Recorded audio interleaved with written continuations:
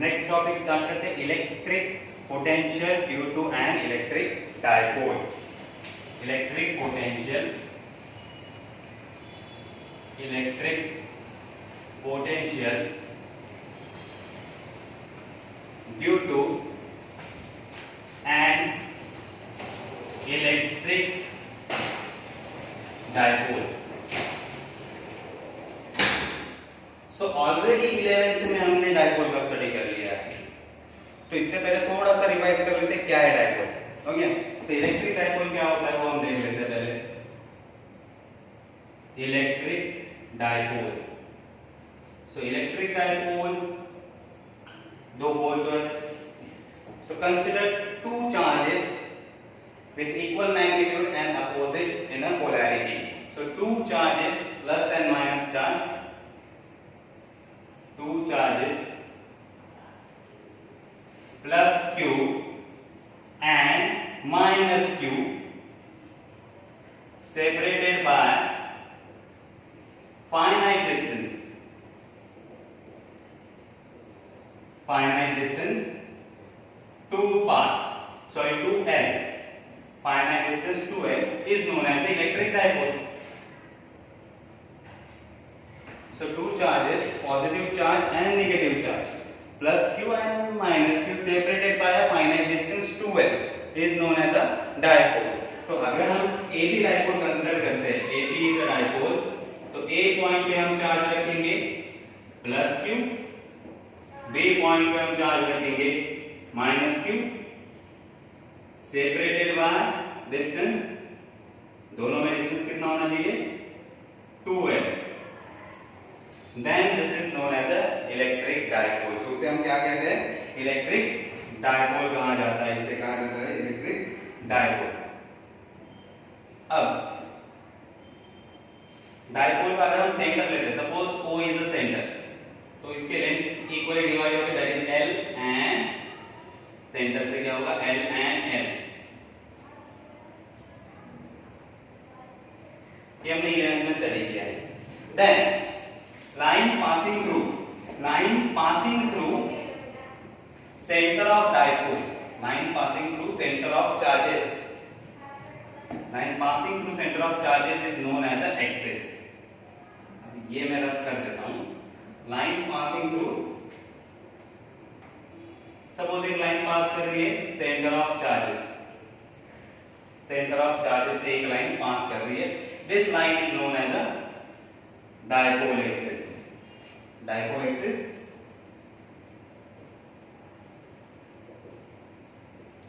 line passing through center of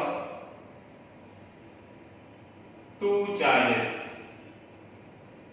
दो charge के centre से जो लाइन पास करती है उसको हम क्या कहते हैं, इक्वेटर, सॉरी उसे हम कहते हैं एक्सिस, उसे हम कहते हैं axis. So it is known as a dipole axis, line passing through the centre of two charges is known as a dipole axis. Then dipole equator, line perpendicular to axis and passing through center, and passing through center is called equator, line perpendicular to axis and passing through center। ये जो dipole को दो equal distance L distance में divide करता है, ऐसा line perpendicular to the axis and passing through centre, and passing through centre, इसे हम क्या कहेंगे, इक्वेटर, इसे हम कहेंगे इक्वेटर। तो ऑलरेडी ये हमने स्टडी कर लिया है कि इक्वेटर क्या है और एक्सिस क्या है। ये हो गया electric dipole. Electric dipole simply हमने 11th में सीखा था कि plus q charge and minus q charge separated by finite distance, that is 2l, is known as the electric dipole. Line passing through the center of two charges is known as the axis, and line perpendicular to the axis and passing through center is known as a equator। ये हो गया हमारा electric dipole. अब हमें study क्या करना है, electric potential due to an electric dipole. Electric dipole की वजह से कितना पोटेंशियल होगा ये हमें स्टडी करना है। सिंगल चार्ज की वजह से हमने तो स्टडी कर लिया है, अब हम स्टडी करेंगे ड्यू टू इलेक्ट्रिक डाइपोल। तो उसके लिए पहले हम डायग्राम ड्रॉ कर लेते हैं कि हमें डाइपोल तो कंसीडर करना ही है। तो एक डाइपोल कंसीडर कर लेते हैं जिसमें दो चार्जेस है, थोड़ा बड़ा डायरेक्शन है।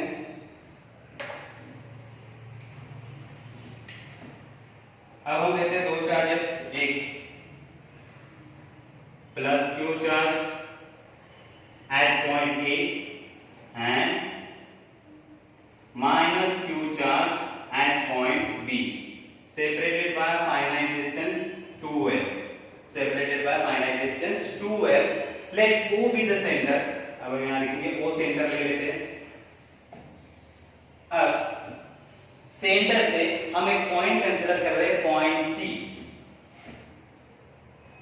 पॉइंट C यहाँ पे हमें मेजर करना है electric potential due to dipole. तो C पॉइंट पे इलेक्ट्रिक पोटेंशियल कितना होगा वो हमें फाइंड करना है, due to charge plus q, due to charge minus q, और ड्यू टू दिस डाइपोल हमें फाइंड आउट करना है। तो ये C चार्ज या C पॉइंट, ये हमारा C पॉइंट O से R इतने डिस्टेंस पे, ओके, कितने डिस्टेंस पे, R इतने डिस्टेंस पे है। और C A पॉइंट से R1 इतने डिस्टेंस पे और B पॉइंट पे R2 इतने डिस्टेंस पे, ओके। सो कंसीडर, हम पहले लिख लेते हैं हमने क्या किया। Consider electric dipole AB plus Q charge at point A and minus Q charge at point B. Now consider point C and O is center of dipole. अगर ये सेंटर है तो ये हमारा डिस्टेंस होगा L और ये डिस्टेंस होगा हमारा L, okay. Now consider point C, consider a point C at distance small r from center O, from center O, incline at angle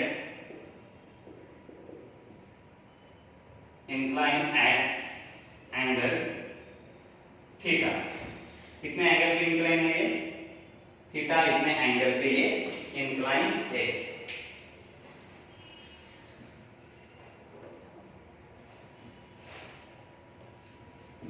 तो ये डिस्टेंस हमारा, ये डिस्टेंस OA हमारा डिस्टेंस L है एंड OB हमारा distance L है, incline eight angle theta. अब देखो हम एक थोड़ा सा कंस्ट्रक्शन ड्रॉ कर लेते हैं कि यहां से मैं एक परपेंडिकुलर ड्रॉ करता हूं, यहां पे इस पॉइंट से, A पॉइंट से OC लाइन पे परपेंडिकुलर ड्रॉ कर लेता हूं this way, and B point से OC पे परपेंडिकुलर मुझे ड्रॉ करना है। तो इसको मैं एनहांस करता हूं थोड़ा, और ये मैंने परपेंडिकुलर यहां भी ड्रॉ कर दिया, ये परपेंडिकुलर ड्रॉ कर दिया। अब ये जो मेरा एंगल होगा, ये थीटा एंगल है, ये 90 डिग्री है, ये भी 90 डिग्री होगा, ये मेरा A साइड है। तो ये जो साइड होगा मेरा थीटा के सामने वाला साइड हमेशा साइन होता है, ओके। ये हाइपोटेनियस है, L हाइपोटेनियस है, L हाइपोटेनियस है, दोनों केस में ये 90 डिग्री है, तो L हमारा क्या होगा, हाइपोटेनियस होगा। मैं 90 यहाँ ड्रॉ कर लेता हूं तो आपको इजी हो जाएगा, ये हमारा 90 डिग्री है, 90 डिग्री के सामने वाला हाइपोटेनियस, तो OA हमारा हाइपोटेनियस हो गया। थीटा के सामने वाला साइड क्या होता है, L sin theta, L sin theta, ये हो जाएगा। और ये हमारा साइड क्या हो जाएगा, L cos theta, L cos theta. Similarly ये एंगल भी, ये हमारा पॉइंट वो है, तो इसके अपोजिट वाला एंगल थीटा, इसके अपोजिट वाला एंगल थीटा, ये थीटा अपोजिट एंगल थीटा। तो थीटा के सामने वाला साइड ये 90 डिग्री, ये हाइपोटेन्यूज, थीटा के सामने वाला साइड L sin थीटा और थीटा को लग के जो साइन है वो L cos थीटा। तो ये हो गया हमारा ज्योमेट्रिकल कंस्ट्रक्शन में, ज्योमेट्रिकल जो हमने कंस्ट्रक्शन किया उसके हिसाब से ये साइड हमारा L sin थीटा है, ये L cos थीटा, इतना पार्ट टोटल r इतना डिस्टेंस है, उसमें से इतना पार्ट L cos थीटा है, ये आगे वाला L cos थीटा है और ये L sin थीटा है। ओके, अब हम हमारा डेरिवेशन स्टार्ट करते हैं। Now potential at point C, potential at point C due to charge plus Q at point A। अब इस प्लस Q चार्ज में से C पॉइंट पे कितना पोटेंशियल होगा, पोटेंशियल का फॉर्मूला हमें पता है, V इज इक्वल टू क्या होता है, V is equal to 1/4 pi epsilon 0 Q upon R, Q upon R, formula होगा 1/4 pi epsilon 0 Q upon R। Q positive है और A से डिस्टेंस कितना है C तक, R1, तो ये हो जाएगा हमारा R1, इक्वेशन हम इसे कहेंगे 1। Similarly potential at point C due to charge minus Q, potential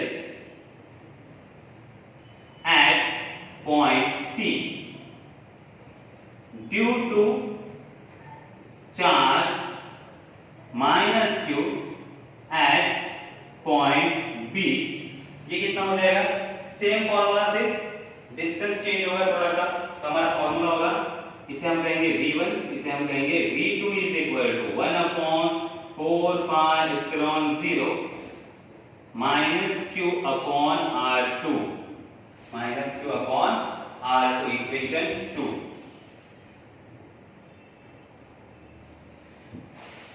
एक चार्ज की वजह से V1 इतना पोटेंशियल है, दूसरे चार्ज की वजह से V2 इतना पोटेंशियल है, so net potential at point C, net potential at point C, net potential कितना होगा, Vc is equal to V1 plus V2।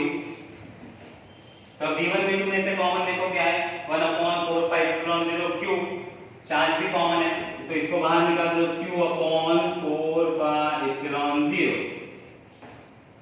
1/R1 और ये माइनस साइन माइनस 1/R2, ये हो गया हमारा इक्वेशन नंबर 3। अब हम फाइंड करेंगे R1 और R2 का वैल्यू। यहां से हम क्या फाइंड करेंगे, R1 एंड R2 का वैल्यू। यहां तक इक्वेशन इजी है, V1 V2 हमने फाइंड आउट किया, Vc is equal to addition of this two. अब यहां से हम फाइंड करेंगे R1 और R2 का value. So from geometry, okay, by geometry of figure, okay,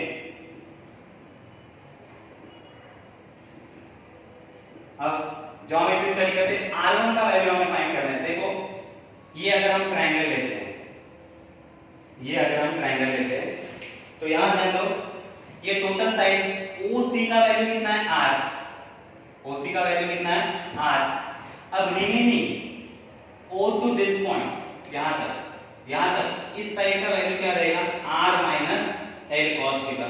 देखो पूरा R है, पूरे साइड का वैल्यू R है, उसमें से मैंने L cos थीटा निकाल दिया, तो इस साइड का मुझे वैल्यू मिलेगा, करेक्ट। तो ये हो जाएगा मेरा R minus L cos theta.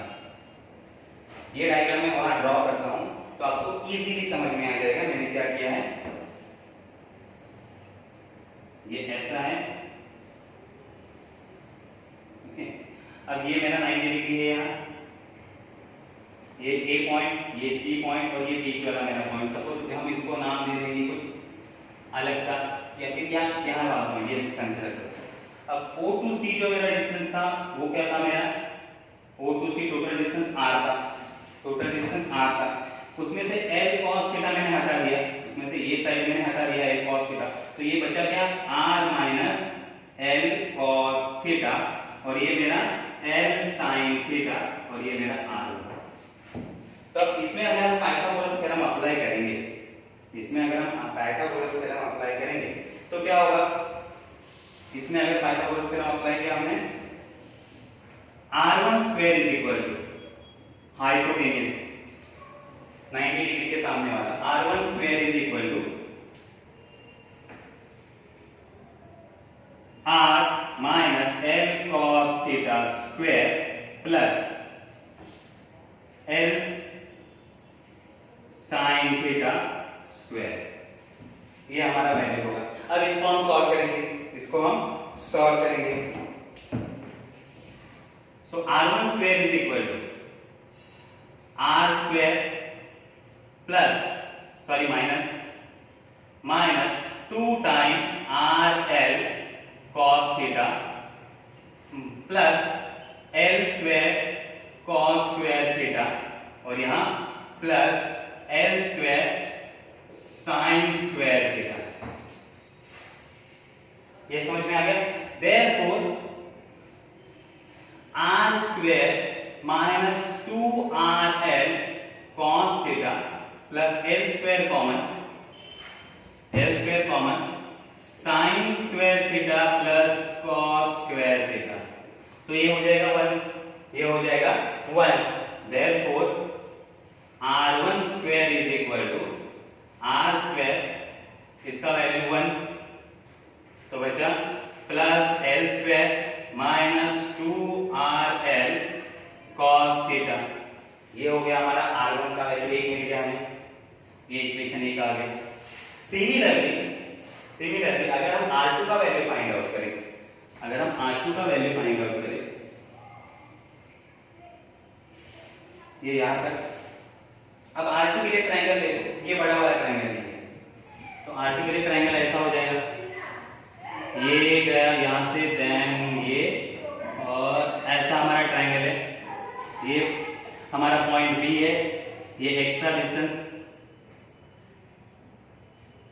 ये बीच वाला लाइन हमारा O से O पॉइंट से, तो O to C distance R था, और ये हमारा डिस्टेंस है L cos थीटा, और ये हमारा डिस्टेंस है L sin theta, L sin theta.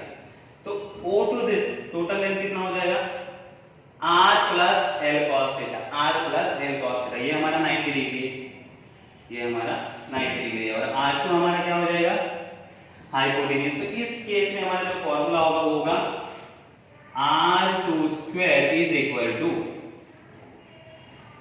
R plus L cos theta square, R plus L cos theta square plus R sin theta square, R sin theta square. 1 second same method से हम solve करेंगे। अब आपको diagram तो समझ में आ गया, तो मैं ये डायग्राम को रफ कर देता हूं। तो अगर हम इसे सॉल्व करेंगे तो अब थोड़ा सा मैं डायरेक्ट मेथड यूज करता हूं, R2 square is equal to क्या हो जाएगा, R square plus 2 time RL cos theta plus L square, यहां भी L आएगा, R नहीं, L sin theta, L square cos square theta, और यहां होगा L square sin square theta, तो plus sin square theta common निकाल लेंगे हम, तो यहां वैल्यू क्या होगा, R2 square is equal to R square plus L square plus 2RL cos theta. यहां का वैल्यू देखो, R square plus L square minus 2RL cos theta, और यहां क्या आया, R square plus L square plus 2RL cos theta, तो plus और minus का डिफरेंस है, याद रखो, प्लस और माइनस का डिफरेंस है। हमें फाइंड आउट क्या करना है, 1/R1 1/R2, या R1 R2 का वैल्यू। तो अब हमारे पास दो इक्वेशन आ गए, ये हम इक्वेशन 4 और equation 5। So using equation 4 and 5, using equation 4 and equation 5, अब दोनों इक्वेशन को यूज करते हैं। r1 square is equal to, इसमें से मैं r स्क्वायर को कॉमन निकालता हूं, इसमें से मैं क्या निकालता हूं, r स्क्वायर को कॉमन। अगर मैं इसमें से r स्क्वायर को कॉमन निकालूंगा, r स्क्वायर कॉमन, तो यहां बचेगा 1, यहां बचेगा 1 प्लस यहां r स्क्वायर नहीं है तो डिवाइड मुझे r स्क्वायर से करना होगा, तो ये होगा l square divided by r square minus यहां एक r है, डिवाइडेड बाय r स्क्वायर करूंगा तो एक r कैंसिल हो जाएगा, तो यहां बचेगा 2lr cos थीटा। ये हो गया r1 के लिए। Similarly for r2, similarly for r2, r2 square is equal to r square 1 plus l square r square minus की जगह क्या आएगा, यहां देखो प्लस, कितना याद रखना, एक जगह माइनस एक जगह plus, 2l divided by r cos theta. दोनों इक्वेशन मिल गए। अब हम डायग्राम देखते हैं। देखो अब ये दो चार्जेस है, दो चार्जेस के बीच में जो डिस्टेंस होगा वो बहुत ही कम होगा, और हम पोटेंशियल जो फाइंड करते हैं r इतने डिस्टेंस से, तो r l से बहुत बड़ा होगा। So now r is very greater than l, r is very greater than l, therefore l upon r is small, ये स्मॉल हो जाएगा, और इसका स्क्वायर करेंगे, इसका स्क्वायर करेंगे तो नेग्लिजिबल हो जाएगा, हैं l square by r square is negligible, तो इसको हम निगलेक्ट कर देंगे, इस टर्म को हम क्या कर देंगे, निगलेक्ट कर देंगे, तो हमारे ये दो इक्वेशन क्या हो जाएंगे, r1 is equal to r1 square is equal to r square 1, इसको हम निगलेक्ट कर देंगे, इस टर्म को हम नेगलेक्ट कर देंगे, तो minus 2lr cos theta and r2 square is equal to r square 1, ये निगलेक्ट कर दिया, प्लस 2lr cos थीटा। अब हम स्क्वायर हटा देंगे, यहां से स्क्वायर हटा देंगे तो यहां से भी स्क्वायर हट जाएगा, और यहां आएगा 1/2, यहां से भी स्क्वायर हटा देंगे, यहां से भी स्क्वायर, तो ये आएगा 1/2।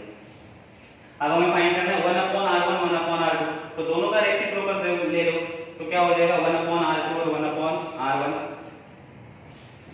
1/r1 is equal to 1/r in bracket 1 minus 2lr cos theta raised to minus half, raised to minus half। Similarly 1/r2 के लिए क्या आएगा, अब इसको थोड़ा रफ कर देता हूं, ये तो हमारा और मिल जाए, इसको थोड़ा रफ कर देता हूं।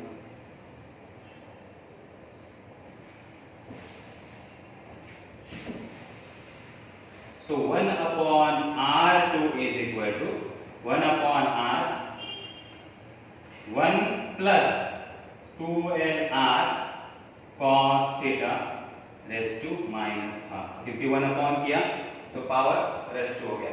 अब यहां हम यूज करेंगे बाइनोमियल थ्योरम। बाइनोमियल थ्योरम पता है आपको, बाइनोमियल थ्योरम में क्या किया जाता है,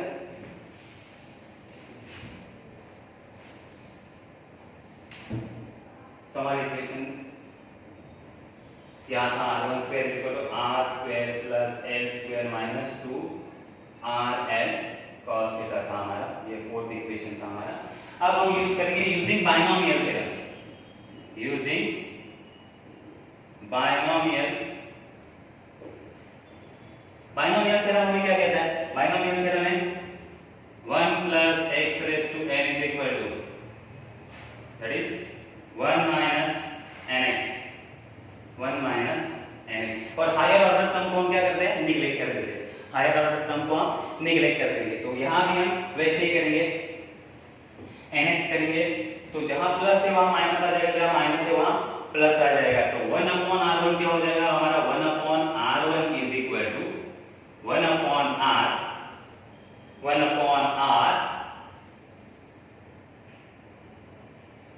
1 माइनस की जगह आएगा plus 2l cos theta divided by r, और ये पावर आ जाएगा इनटू मल्टीप्लिकेशन में हाफ आ जाएगा, तो हाफ आने से क्या हो जाएगा, हाफ हाफ कट हो जाएगा, हाफ हाफ कट हो जाएगा।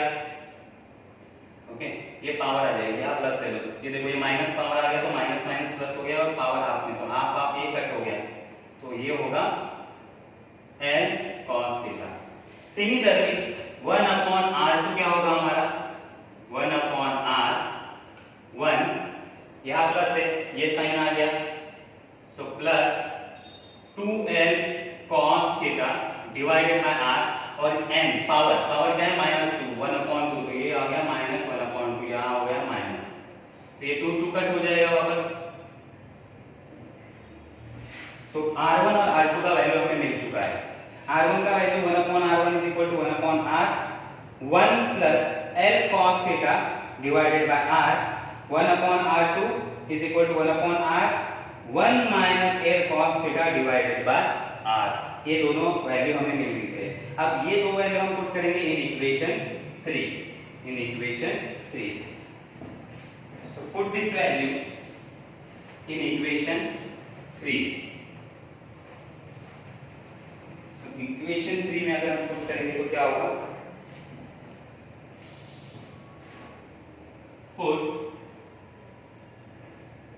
1 upon r1 and 1 upon r2 in equation 3। अब इक्वेशन 3 देखो क्या है हमारा, equation 3 Vc is equal to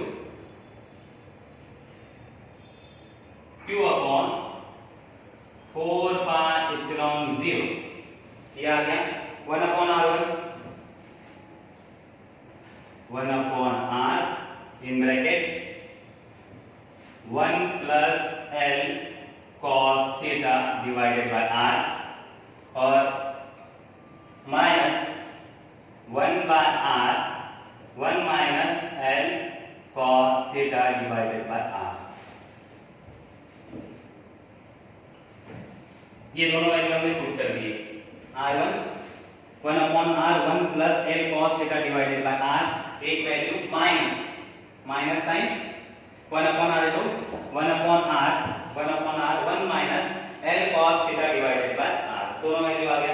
अब इसमें से 1 अपॉन r कॉमन आ जाएगा, so Vc is equal to Q upon 4 pi epsilon 0 r common, ये 1 अपॉन r कॉमन आ गया, in bracket 1 plus l cos theta r minus 1 minus l cos theta r। अब अगर हम ब्रैकेट हटा देंगे तो ये माइनस हो जाएगा, ये हो जाएगा प्लस, एक माइनस एक प्लस हो गया, 1 अपॉन r तो कॉमन निकल गया। अब इसमें से -1 प्लस 1 कैंसिल हो जाएगा, +1 -1 कैंसिल, और बचा l cos theta divided by r plus l cos theta divided by r, तो दोनों को अगर ऐड करेंगे तो 2 टाइम्स हो जाएगा, तो हमें इक्वेशन मिलेगा Vc is equal to Q 4 pi epsilon 0, ये r कॉमन तो r स्क्वायर हो जाएगा यहाँ, और l cos theta plus l cos theta 2l cos theta. अब हमने एक टर्म पढ़ा है डाइपोल मोमेंट। डाइपोल मोमेंट क्या होता है, magnitude of one charge into distance between two charge. अगर डाइपोल में हमें डाइपोल मोमेंट हमें फाइंड करना है, तो डाइपोल मोमेंट का formula, but we know that dipole moment P is equal to Q into 2L, ये भी हमने स्टडी किया है। Dipole moment P is equal to Q into 2L, ये वेक्टर क्वांटिटी है, नेगेटिव चार्ज से पॉजिटिव चार्ज की तरफ डायरेक्टेड होती है, नेगेटिव चार्ज से पॉजिटिव चार्ज की तरफ ये डायरेक्टेड होती है, कि डाइपोल में जो आता है दिस इज P। तो अब ये डाइपोल मोमेंट हम यहाँ पुट करेंगे, देखो Q into 2L, तो हमारा फॉर्मूला होगा Vc is equal to Q into 2L, that is 1 upon 4 pi epsilon 0 Q into 2L P cos theta divided by R square, P cos theta divided by r square. ये हो गया हमारा formula. अगर हमें इसे vector form में लिखना है, अगर हमें इसे वेक्टर फॉर्म में लिखना है तो कैसे लिखेंगे वेक्टर फॉर्म में इसको? तो अब वेक्टर फॉर्म में अगर हमें लिखना है तो 1/4 पाई एप्सिलॉन 0 t r से इसको मल्टीप्लाई करो r cos थीटा और r से इसको डिवाइड और मल्टीप्लाई करो तो यहां आ जाएगा r क्यूब। अब देखो r वेक्टर है, r हमारा वेक्टर है जो हमने ड्रॉ किया था from O two point C, ये r वेक्टर हमारा आ गया। तो अब हम इसको p r cos थीटा क्या होता है इसका डेफिनेशन है, ये डॉट प्रोडक्ट का डेफिनेशन है, इसलिए BC is equal to 1/4 pi epsilon 0 p vector r vector divided by r cube, divided by r cube. ये आ गया वन इक्वेशन, ये हो गया, ये भी आएंगे, ये भी एक इक्वेशन एक फॉर्म में हो गया। अगर हम इसको यूनिट वेक्टर के फॉर्म में लिखें, यूनिट वेक्टर के फॉर्म में, in case of unit vector, what is unit vector? Unit vector का डेफिनेशन क्या कहता है? यूनिट वेक्टर क्या होता है? वेक्टर में स्टडी किया होगा। Unit vector, unit vector, unit vector that is vector divided by magnitude of vector,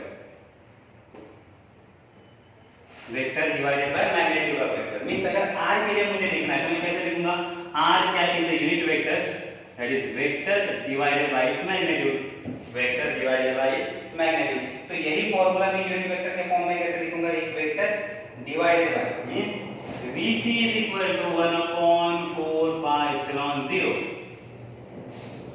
P dot R divided by R cube है, तो R क्यूब में से R स्क्वायर में अलग कर लूंगा, R स्क्वायर इनटू R, तो R vector divided by R cap, तो VC is equal to 1/4 pi epsilon 0 P R cap divided by R square. ये हो गया यूनिट वेक्टर के फॉर्म में फॉर्मूला, यूनिट वेक्टर। और यूनिट वेक्टर वेयर R क्या means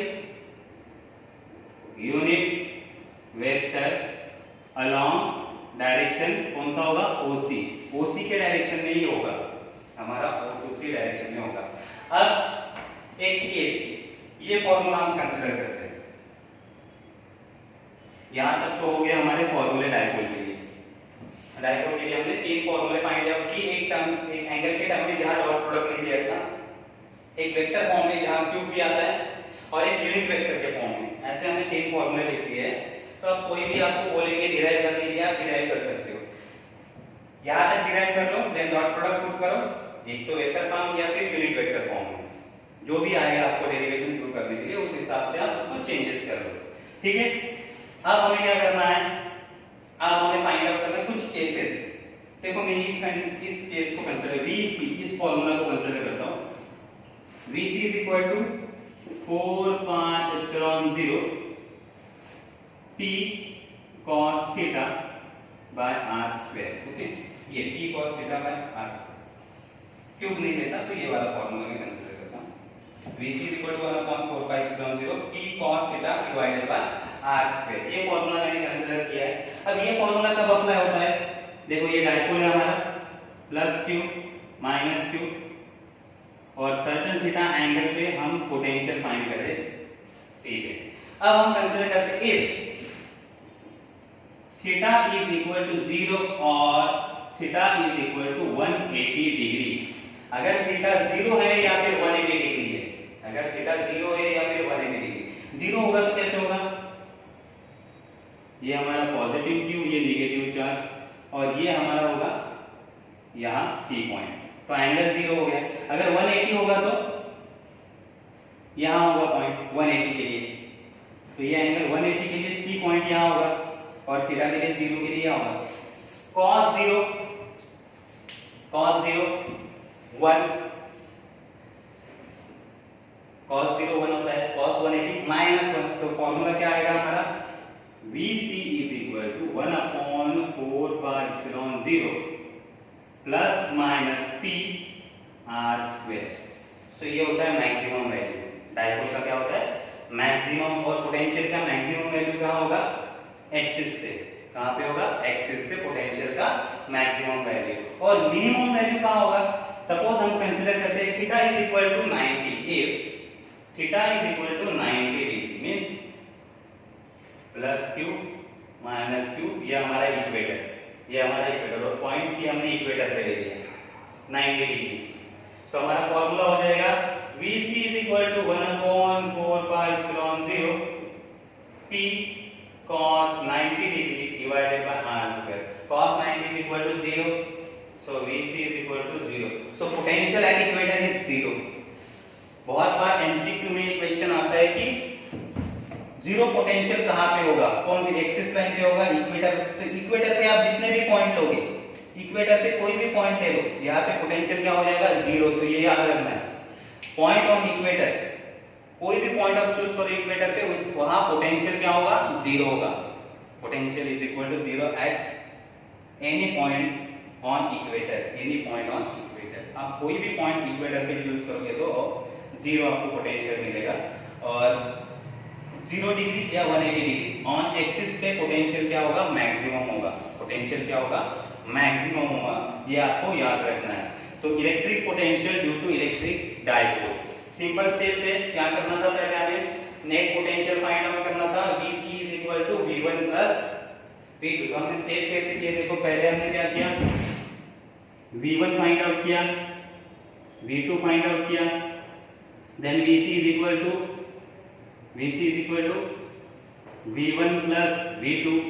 यहां से हमें 1/R1 1/R2 का वैल्यू फाइंड आउट करना है। तो पाइथागोरस थ्योरम से 1/R1 फाइंड आउट किया, 1/R2 फाइंड आउट किया। देन इससे हमने क्या किया? यहाँ पे बायनोमियल थ्योरम अप्लाई किया। क्या किया हमने? बायनोमियल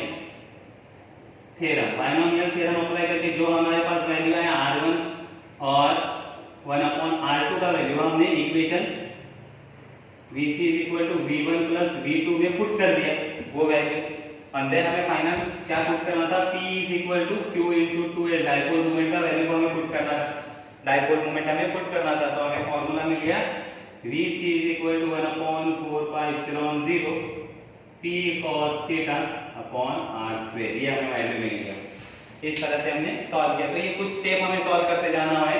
अगर थोड़े थोड़े स्टेप आपको याद रखेंगे तो इजीली आप सॉल्व कर पाओगे। प्रैक्टिस करना जरूरी है, इसका प्रैक्टिस बहुत बड़ा डेरिवेशन है, प्रैक्टिस करना जरूरी है, तभी ये होगा। प्रैक्टिस नहीं करोगे तो आप बीच में भूल जाओगे, कुछ ना कुछ गड़बड़ हो जाएगी। तो ये याद रखो। देन यहाँ से हम इसको कन्वर्ट कर सकते हैं। r को मल्टीप्लाई करो तो वेक्टर फॉर्म में आ जाएगा, r से मल्टीप्लाई करो, r के फॉर्म में भी डाल सकते हैं। देन दो कंडीशन है हमारे इक्वेटोरियल के लिए और एक्सिस लाइन के लिए। 0 एंगल होगा, 180 होगा तो मैक्सिमम पोटेंशियल, अगर 90 डिग्री एंगल होगा तो मिनिमम या जीरो पोटेंशियल। तो ये हमारा इलेक्ट्रिक पोटेंशियल